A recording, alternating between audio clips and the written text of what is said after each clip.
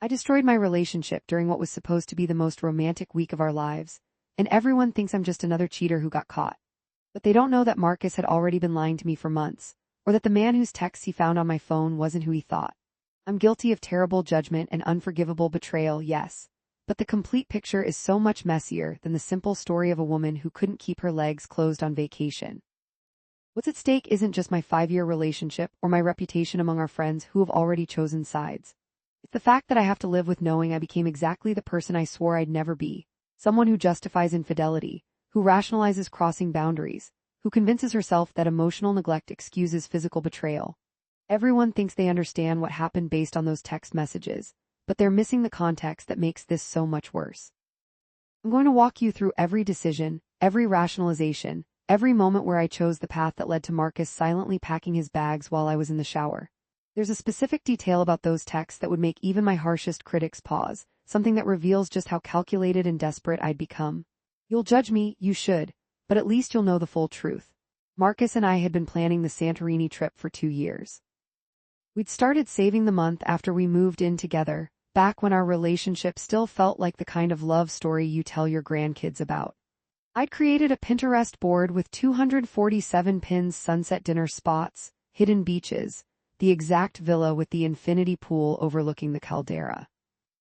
Every time work got stressful or we had a stupid argument about whose turn it was to clean the bathroom, I'd pull up those photos and remind myself we were building towards something beautiful. I didn't notice when Marcus stopped contributing to the fund. Or maybe I did notice but told myself he was just busy with the promotion he'd been chasing.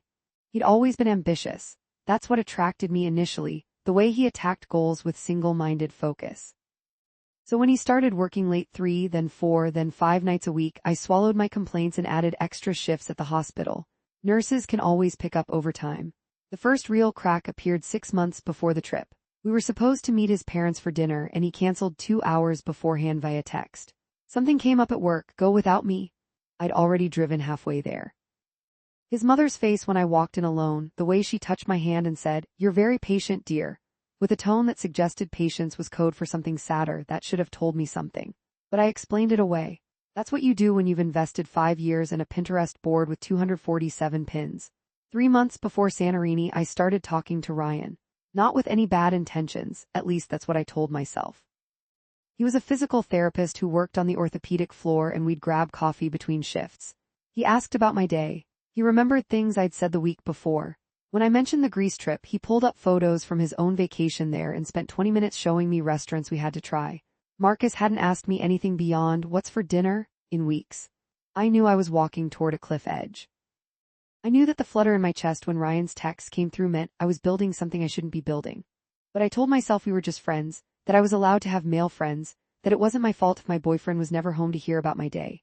The week before we left for Greece, Marcus came home at midnight to find me asleep on the couch, my phone still in my hand, open to a conversation with Ryan about whether the sunset from Oya or Amuravigli was more spectacular. He didn't say anything, just looked at the screen for a long moment, then went to the bedroom. That's when I should have known something was deeply wrong. The Marcus I'd started dating would have demanded explanations, would have been jealous and possessive. This Marcus just looked tired. But I was so focused on defending myself, he's just a friend from work, that I didn't ask why he didn't even care enough to be angry. We flew to Athens barely speaking.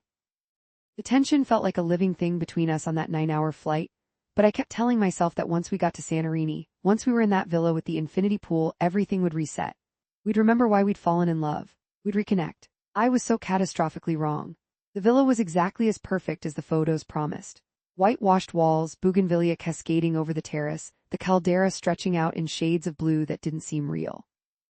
Our first night we had dinner on the private patio, grilled octopus and local wine, the sunset turning everything golden and pink. Marcus barely looked at me. He took photos of the view, posted them on Instagram with the caption, "Finally here," and a blue heart emoji. Not a word about me, not a single photo of us together. "Are you even going to try?" I asked, my voice sharper than I intended. He looked up from his phone, genuinely confused. "Try what?" "To salvage this. To make this trip what we planned. I'm here, aren't I? I paid for half this villa." That's when I should have pushed harder, demanded we have the real conversation we've been avoiding for months. Instead, I excused myself to the bathroom and texted Ryan, "I think I made a mistake planning this trip." He responded in seconds, "That bad already?" And we were off, this dangerous dance of emotional intimacy that felt justified because my boyfriend was ignoring me in paradise. Over the next 2 days, the pattern continued. Marcus would wake up, work out, take photos for Instagram, respond to work emails for hours, then suggest we grab lunch somewhere. We'd sit across from each other at restaurants with million-dollar views, making small talk like distant acquaintances. At night, he'd fall asleep scrolling through his phone while I lay awake wondering how we'd gotten here. In every moment of loneliness, I'd document for Ryan. Not in a way that felt like cheating, or so I told myself, just sharing my disappointment with someone who seemed to genuinely care about my feelings. "You deserve someone who sees you," Ryan texted on the third night after I described how Marcus had spent our sunset dinner cruise on a work call. I stared at that message for a long time, then I wrote back, "Maybe I do." That was the moment. That was when I made the choice that would blow up everything, even though the actual betrayal was still days away. The next morning I woke up to find Marcus already gone. A note on the counter went for a hike back this afternoon. It was our 5-year anniversary. He'd forgotten. Or he hadn't forgotten, but he'd chosen a solo hike over acknowledging it. I sat on the terrace for an hour, crying into my coffee, watching other couples walk by holding hands. Then I opened my messages and saw that Ryan was awake. The time difference meant it was midnight back home. "Happy anniversary," he'd written. "Hope Marcus is making it special." The fact that Ryan remembered when Marcus hadn't forgotten felt like a sign. I know how insane that sounds. I know that people in healthy relationships don't interpret their coworkers' text messages as signs from the universe. But I was so deep in my hurt and loneliness that I'd lost all perspective. I didn't plan what happened next. Or maybe I did in the same way that someone who drives drunk didn't plan to crash but got in the car anyway. "He's not here," I typed. "He forgot. Jesus, I'm sorry. I don't think he loves me anymore." "Then he's an idiot." We texted back and forth for the next hour, and with each message I felt myself crossing invisible lines. The conversation turned from commiseration to flirtation, from emotional support to something else entirely. Ryan told me I was beautiful. He said if I were his girlfriend, he'd never forget an anniversary. He said he'd been thinking about me more than he should. And instead of shutting it down, instead of recognizing I was using him as a band-aid for my failing relationship, I encouraged it. I sent him a photo of me on the terrace in my bikini. Nothing overtly sexual, just me by the pool, but we both knew what I was doing. "You're killing me," he responded. "Sorry," I typed, but I wasn't sorry at all. Marcus came back that afternoon sunburned and sweaty, grabbed a shower, then suggested we go into town for dinner. "It's our anniversary," I said, my voice flat. He froze. I watched the realization cross his face, followed by guilt, then something that looked almost like relief, like he was grateful to have a concrete reason for the distance between us. "Shit, I'm so sorry. I'll make a reservation somewhere nice." But the apology felt hollow. We both knew he hadn't just forgotten the date. He'd stopped caring enough to remember. We went to a restaurant in Fira that overlooked the caldera, one of those places where tourists propose and celebrate milestones. The couple next to us was feeding each other dessert and laughing. We sat in silence, picking at our meals. "I got you something," Marcus said eventually, sliding a small wrapped box across the table. I opened it to find a bracelet, delicate and gold and completely generic. The kind of thing you buy at a hotel gift shop when you remember at the last second that you need a present. "It's beautiful," I lied. "You hate it." "I don't hate it, do you even want to be here with me?" He looked out at the view instead of at me. I don't know how to answer that. The honesty was somehow worse than a lie. We finished dinner without speaking, walked back to the villa in silence, and went to bed on opposite sides of the mattress. I waited until his breathing evened out, then I pulled out my phone and messaged Ryan, "This trip is a disaster." We talked until 3 a.m. my time. The conversation turned explicitly flirtatious. He told me what he'd do if you were there with me. I told him what I wanted. We didn't exchange photos or anything that would technically count as cheating in the traditional sense, but I was emotionally naked with this man while my boyfriend slept 2 feet away. I knew it was wrong. I knew I was betraying Marcus, betraying our relationship, betraying every promise I'd made. But part of me, the part that was hurt and angry and desperate to feel wanted, argued that Marcus had betrayed me first through his neglect. That's the logic of someone preparing to do something unforgivable. The next day, Marcus announced he wanted to rent ATVs and explore the island. It was the first genuine enthusiasm he'd shown all trip, and I agreed immediately, desperate for anything that might feel like connection. We spent the day driving along coastal roads, stopping at black sand beaches and tiny villages. For a few hours, it almost felt like old times. We took selfies together, the first photos of us as a couple all trip. We shared gelato. We laughed at my terrible driving when I nearly ran us off the road. I let myself hope that maybe we'd turned a corner, that maybe the trip would salvage us after all. That night, I barely thought about Ryan. We had sex for the first time in weeks, and while it wasn't particularly passionate, at least it was something. I fell asleep thinking maybe I'd been catastrophizing. Maybe we'd get through this rough patch and look back on this trip as the turning point. I woke up the next morning to find Marcus standing by the bed, my phone in his hand. My unlocked phone. My messages to Ryan open on the screen. Who the fuck is Ryan? His voice was eerily calm. My stomach dropped so fast I thought I might vomit. Marcus, let me explain. Who the fuck is Ryan? He's a guy from work, we're just friends. He laughed, a terrible sound. Then he started reading aloud from the messages. The flirtations, the bikini photo, my complaints about him, Ryan's comments about what he'd do if I were his girlfriend. Every word was a nail in the coffin of my relationship. Just friends, Marcus repeated. Just friends don't send bikini pics and talk about what they want to do to each other. We didn't actually do anything, I said, even though I knew how weak that sounded. You did this while I was sleeping next to you. He wasn't yelling, that was somehow worse. He was speaking in this flat, dead voice like I'd killed something inside him. On our anniversary trip, in the bed we're sharing, you were sexting another man. You forgot our anniversary. You've ignored me this entire trip, you've ignored me for months. So this is my fault. That's not what I'm saying. No, please explain how me working hard to pay for this trip that you wanted justifies you cheating. I didn't cheat, we didn't even kiss. He stared at me like I was a stranger. Do you actually believe that? That because you didn't physically fuck him this isn't cheating? I didn't have an answer. Or I did, but it was a tangle of justifications and hurt feelings and defensiveness that I knew would only make things worse. Marcus tossed my phone onto the bed. I'm going for a walk. When I get back, I want you to have decided whether you're going to stop lying to yourself about what you've done. He left. I heard the villa door close, then silence. I picked up my phone with shaking hands. The messages with Ryan were still open, and reading them now with Marcus's eyes, I couldn't understand how I'd convinced myself this was innocent. This wasn't friendship. This was an emotional affair, full stop, and I'd been too deep in my own justifications to see it clearly. I should have started figuring out how to fix this. Instead, my first instinct was to tell Ryan what had happened. Marcus found our messages, I typed. Oh shit, are you okay? I don't know, he's so angry. Did you tell him we never actually did anything? He doesn't care, he says it's still cheating. There was a long pause, then is it? Even Ryan could see what I'd been refusing to admit. I don't know what to do, I wrote. Do you love him, Marcus? I stared at that question for a long time. Had I ever, or had I just loved the idea of us, the Pinterest board version of our relationship? I thought I did, but if I did, I wouldn't have done this. Then maybe you have your answer.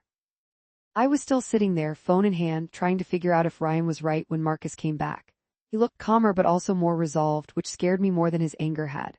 I need to know the whole truth, he said. Everything. No more lies, no more minimizing. If there's any chance of us getting through this, I need complete honesty. This was my moment.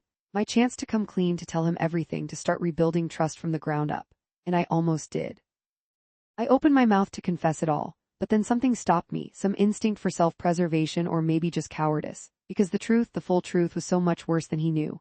That's everything, I said. Ryan is a coworker, we became friends, the messages got inappropriate, I'm sorry, it was wrong, but nothing physical happened. Marcus studied my face. You swear that's all? I swear, he nodded slowly. Then I need to tell you something too. My heart started pounding. What? I've been distant because I've been working on something. A surprise, I was going to tell you on this trip. He pulled out his phone, opened his photos, showed me an image of a house. I made an offer on this 3 months ago. It's not final yet, but I've been working overtime to boost our down payment. I wanted to propose here in Santorini and tell you I'd bought us our first home. The world tilted. You were planning to propose? I had the ring, it's in my suitcase. His voice cracked. I was going to do it at sunset tonight on the terrace. I had a photographer hired and everything. I felt like I couldn't breathe. While I'd been complaining to Ryan about Marcus's neglect, about how he didn't care about me anymore, he'd been planning our future. He'd been working those late nights to buy us a house. He'd been distant because he was stressed and exhausted and trying to pull off something romantic. And I'd been sending bikini photos to another man. Marcus, I didn't know. How could you? I wanted it to be a surprise. He laughed bitterly. Surprise. We can still fix this. I'll cut off contact with Ryan completely. I'll do whatever it takes. No, he said quietly. We can't.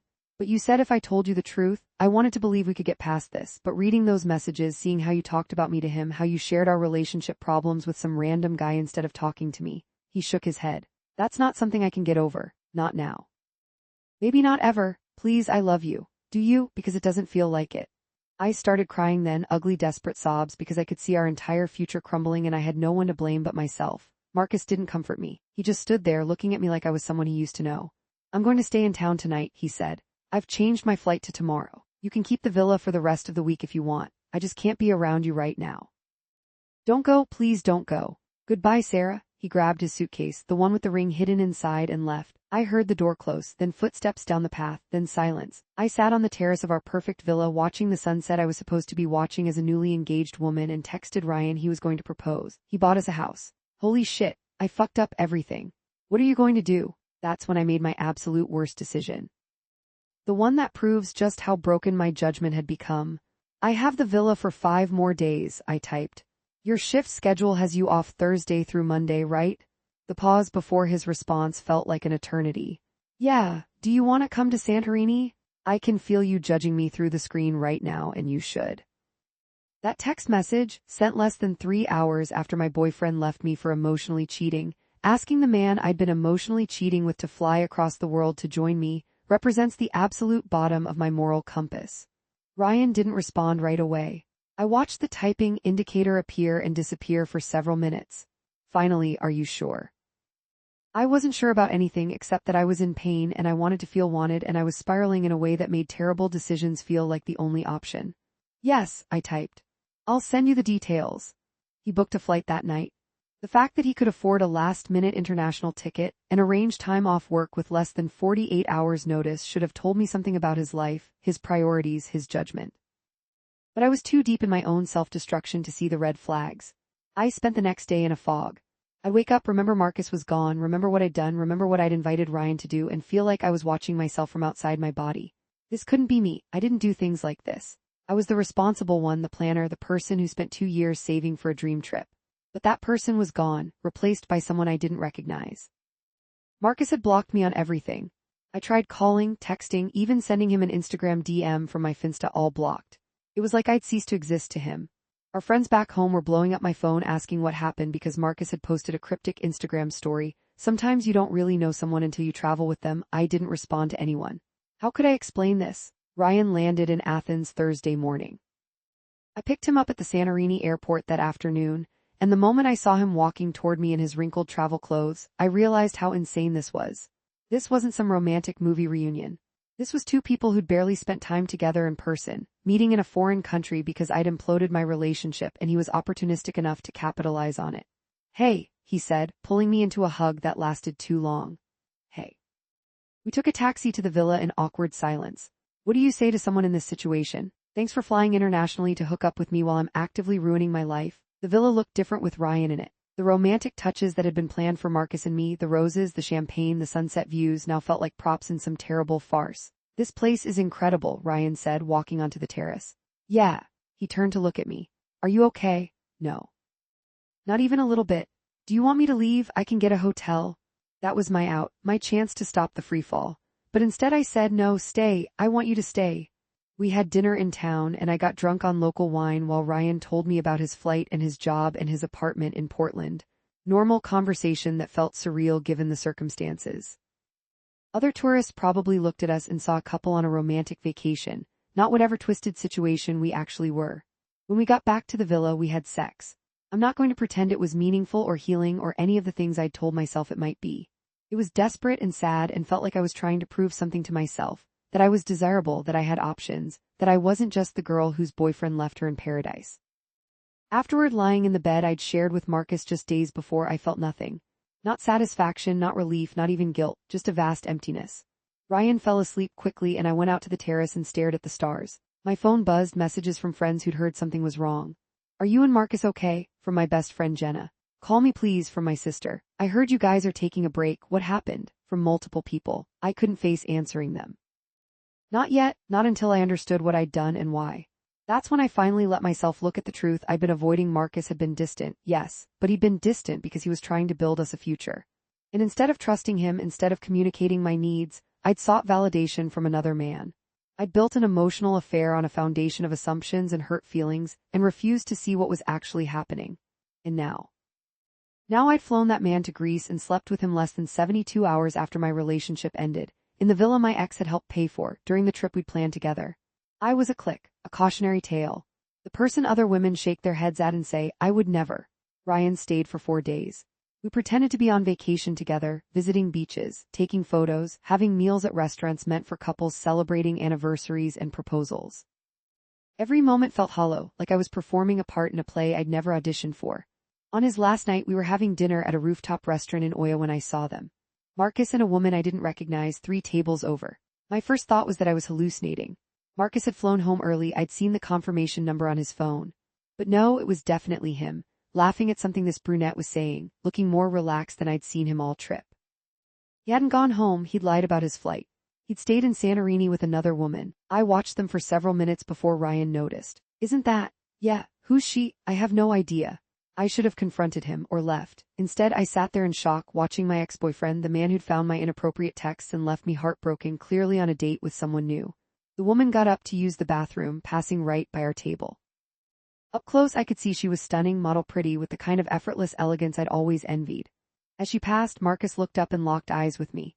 For a second, neither of us moved. Then he looked at Ryan at our table set for two, at the obvious intimacy of our positioning, and his face hardened. He stood up and walked over. Didn't take you long, he said, his voice cold. You want to talk? Who's she? Someone I deserve, someone who actually wants to be with me. You lied about your flight. Yeah, I did. I wanted to salvage something from this trip without you ruining it. Ryan cleared his throat. Maybe we should go. You're Ryan, Marcus said, looking at him. The physical therapist. Yeah. Did she tell you I was going to propose, that I bought us a house? Ryan's face went pale. No, she said you guys had been having problems for months. I bet she did. Marcus laughed bitterly. I'm working myself to death trying to build us a future, and she's sending you bikini pics and complaining about what a terrible boyfriend I am. Classic. Marcus, that's not fair, I started. What's not fair is finding out the person you love has been emotionally cheating on you. What's not fair is having your marriage proposal ruined. What's not fair is coming back to get closure and finding you've already replaced me. You're on a date? I shot back. I met Sophia 2 days ago. After you destroyed our relationship, you don't get to be mad that I'm moving on when you moved on before we even broke up. The woman, Sophia, had returned and was standing awkwardly nearby. Marcus, is everything okay? He took a breath, visibly composing himself. Yeah, just saying goodbye to my ex. The word hit like a slap. He turned back to me one last time. I hope he was worth it, Sarah, I really do. Then he went back to his table, put his arm around Sophia, and didn't look at me again. Ryan and I left shortly after. We didn't speak in the taxi back to the villa. What was there to say? That was intense, he finally offered. Yeah, did you really not tell me about the proposal? I didn't think it mattered, we were already over. It kind of matters, Sarah, like a lot. He ran his hands through his hair. I feel like I'm in the middle of something I didn't fully understand. You flew across the world to sleep with me 3 days after my relationship ended. What did you think this was? He flinched. I thought we had something real, all those conversations, the connection. We had inappropriate texts, that's not real. Then why am I here? I didn't have a good answer. I don't know. Ryan left the next morning looking relieved to escape. We exchanged awkward promises to talk when you're back home that we both knew were lies. The moment his taxi disappeared down the villa's driveway, I felt a wave of relief followed immediately by crushing loneliness. I was alone in paradise with 3 days left on our reservation, a maxed-out credit card, and the knowledge that I'd torched my entire life. The messages started flooding in after Marcus posted a photo with Sophia. Nothing explicit, just the two of them at sunset with the caption, "New Perspectives," but everyone who knew us could read between the lines. My phone became a weapon of social destruction. Jenna, what the fuck, Sarah? Marcus called me crying about you cheating. Is it true? My sister, Mom's asking questions. What do I tell her? My cousin saw Marcus's post. Are you guys done? Also, who's Ryan? Marcus's best friend Todd. I always thought you were better than this. Our mutual friend group was picking sides, and I could see which way the tide was turning. Marcus had the sympathy angle, the hardworking boyfriend betrayed by his ungrateful girlfriend. I had the scandal. Someone had clearly told people about Ryan coming to Greece because the questions got more pointed. Did you fly him out there on Marcus's dime? How long were you cheating? Does Ryan know about the proposal? I tried to explain, to give context, but text messages couldn't capture the nuance of months of emotional neglect meeting desperation meeting terrible judgment. Every explanation sounded like an excuse. I deactivated Instagram, then Facebook, then Twitter, but I couldn't stop checking what people were saying about me on platforms I couldn't access anymore, logging in through incognito browsers to see my character assassination in real time. The worst part was that they weren't entirely wrong. I had betrayed Marcus. I had brought another man to our anniversary trip. I had made every wrong choice at every possible turn. But they also didn't know that Marcus had lied about leaving, that he stayed in Santorini with another woman he met 2 days ago, something I was increasingly suspicious about, that he'd been so focused on his surprise that he'd ignored clear signs our relationship was struggling. Not that any of that justified what I'd done. It just meant we'd both failed each other in different ways at different times. I flew home on the scheduled date, landing at JFK to a different life than the one I'd left. Marcus had already moved his stuff out of our apartment. He must have had friends do it while we were gone. The empty spaces where his furniture had been felt like missing teeth. There was an envelope on the kitchen counter. Inside, a letter in Marcus's handwriting. Sarah, I'm staying at Todd's. My lawyer will contact you about the lease. Please don't try to reach out. I need space to process everything, and I think you do too. I'm keeping the house offer active because I still want it for myself. Alone. I hope someday you figure out why you did this, because I don't think you actually know. No love, no take care, just his initial and a legal threat. I called Ryan that night, desperate for someone who understood the context. Hey, he answered, sounding wary. I'm back, everything's fucked, Marcus moved out. I'm sorry. Are you got what you wanted? Silence. Then that's not fair. You're right, I'm sorry, nothing about this is fair to anyone. Sarah, I think we need to talk about us. Us? What we're doing, what this is. I laughed, a harsh sound. There is no us, Ryan, there was never an us. There was me having an emotional breakdown and you being available. So I was just a distraction? Weren't I just an opportunity for you? Be honest. Another long silence. Maybe we both fucked up. Yeah, maybe we did. We hung up without making plans to see each other. I blocked his number the next day, less out of anger and more out of a desperate need to stop the bleeding. Every person I cut off was one less reminder of what I'd done. Work was worse than I'd imagined. The hospital grapevine had clearly been active because I could feel the judgment in every interaction. My coworkers knew. Some had probably known about my friendship with Ryan before it crossed lines and had seen this coming. Ryan requested a transfer to a different floor. We'd pass each other in hallways and pretend not to notice. This man I'd flown to Greece, this person who'd seen me at my absolute worst. One day, about 3 weeks after I got back, Jenna finally agreed to meet me for coffee. I'm only here because we've been friends since middle school, she said immediately. But Sarah, what the fuck were you thinking? I don't know. That's not good enough. Marcus is devastated. He showed me the texts. He showed you. Yes, we all saw them, the whole friend group. Needed support. My stomach dropped, all of them, everything. Every humiliating detail. The bikini photo, you complaining about him, Ryan's gross comments, everything. I felt violated even though I had no right to. Those were my private messages, my private shame, but Marcus had weaponized them to secure his position as the victim. Which he was, but still. I was unhappy, I said weakly. Then you break up with him, you don't cheat. I didn't physically, don't. Jenna cut me off. Don't you dare minimize this. You emotionally betrayed someone who loved you, then you flew your side piece to Greece before Marcus's seat on the plane home was even cold. That's not a mistake, that's a pattern. She was right, God, she was so right. I hate myself, I whispered. Good, you should. Her voice softened slightly. But hating yourself isn't the same as fixing yourself. Have you figured out why you did this? I was lonely, Marcus was distant, I felt invisible. And instead of using your words like an adult, you found validation from another man. That's not Marcus's fault, that's yours. I nodded, tears streaming down my face. Marcus told me about the house, Jenna continued. About the proposal, do you have any idea how much he loved you? Loved, past tense. Yeah, past tense, because you killed it. We talked for another hour and it was brutal. Every hard truth I'd been avoiding, Jenna laid out in explicit detail. My tendency to play the victim, my inability to communicate when things got hard, my pattern of seeking external validation instead of doing the internal work. You need therapy, she said finally. Like actual professional help. This isn't normal person relationship problems, this is self-sabotage.